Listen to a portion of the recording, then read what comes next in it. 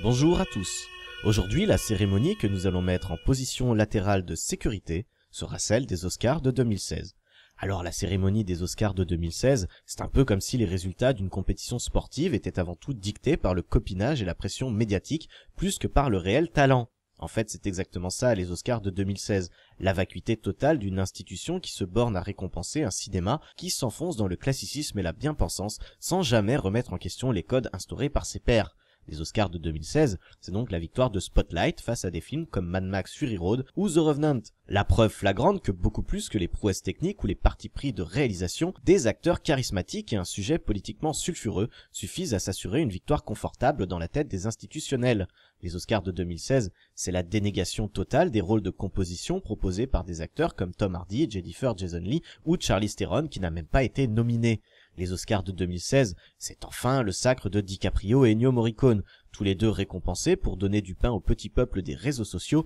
qui en auraient certainement bouffé leur clavier s'ils n'avaient rien reçu. Des récompenses plus honorifiques que méritées qui distinguent une carrière plutôt qu'une prestation, puisque l'un se contente d'une ressucée des morceaux inachevés de The Thing, alors que l'autre livre une composition tout à fait physique, mais qui navigue sur une seule vague émotive pendant 2h30. Alors bien sûr, si les paillettes vous suffisent et que tout ce que vous souhaitiez c'est qu'enfin Léo remporte son putain d'Oscar parce que décidément il est trop cool Léo et que bon voilà quoi, alors il se pourrait que vous trouviez relativement juste le résultat de ce palmarès aux Oscars de 2016. Pour les autres, ils n'y verront sans doute qu'une série de tractations plus ou moins politiques ou commerciales visant à assurer le statut social de certains réalisateurs ou la bienséance d'un style de cinéma qui ne fait pas trop de vagues et brosse ses spectateurs dans le sens du poil. Les Oscars de 2016, c'est le lobbying manifeste du géant Disney qui, encore une fois, s'en sort sans réel concurrent, alors même que des outsiders comme Shaun le Mouton ou Anomalisa proposent des partitions autrement plus originales et risquées. Les Oscars de 2016, c'est l'oubli total d'un Sylvester Stallone laissé sur le banc de touche